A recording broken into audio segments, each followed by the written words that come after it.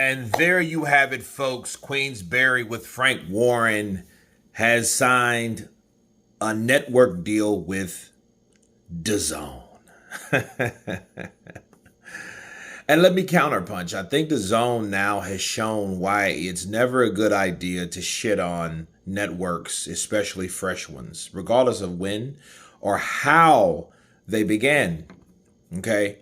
I remember when Dazn came out, I was one of the first ones to promote the idea of a sports app, because that's what it is. It's a sports app. The network had a lot of money. They placed and put a lot behind it. It was $10.99 every month before Canelo with his bullshit, with as charging for pay-per-view, where that's where it started, but it was an overall good idea. You can watch sports of boxing and along with other sports as much as you want with a lot of content on it for a certain low price. And I think that's the route that things should go, and they're still going, but I think that DAZN now will become more familiar with, monopolizing everything, because that's what it is. I mean, you got Frank Warren on there, you have Oscar De La Hoya on there, now you have Eddie Hearn, Frank Warren, Oscar De La Hoya. You have these guys that are using DAZN. Okay, so it's across the board. It's worldwide. DAZN now is coming full circle. Okay, because now they've bagged another promoter that has deemed to use the app. Turkey Al-Sheikh has already used the app. That's what made it really possible. If it wasn't for Turkey Al-Sheikh, because everyone's following the money.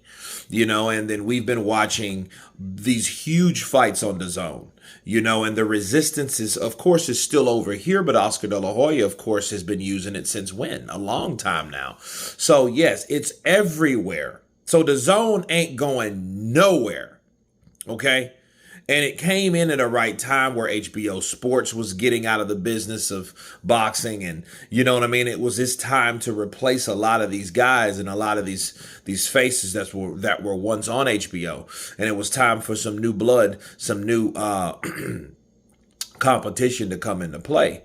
And it makes me wonder what's going to happen with BT now. Will BT be like HBO, because HBO was huge, then Showtime's done, HBO's done. So like these bigger, well-known once upon a time conglomerate networks that used to show boxing are no longer showing boxing. And I think it's just evolving from one network to another network and a different type of network, which that's the type of networks that we like, Hulu, Netflix, Amazon Prime, all these apps are coming into play. DAZN now, they know what they're doing. Things are getting media now. People are really not watching television. The cable ratings are down based on the fact that people are not really getting cable. If they're getting cable, they're getting it from a streaming service, a smart television. That's why people that tried to shit on DAZN didn't realize, like, okay, well, your television is looking a lot like your phone. You know what I mean? That's why it's better to be with DAZN. Bars. You see what I mean? So I think that's what that's about. I think, Frank is coming into the 21st century very gracefully. Then I think he made a wise choice, because DAZN is worldwide and it's not going anywhere. And I think a lot of those places, like here, you couldn't get BT.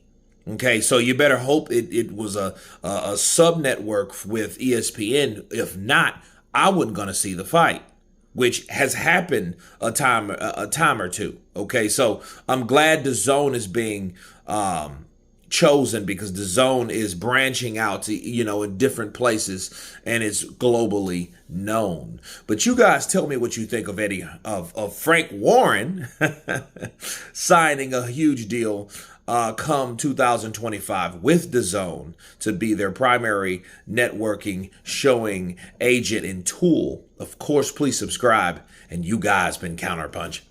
Peace!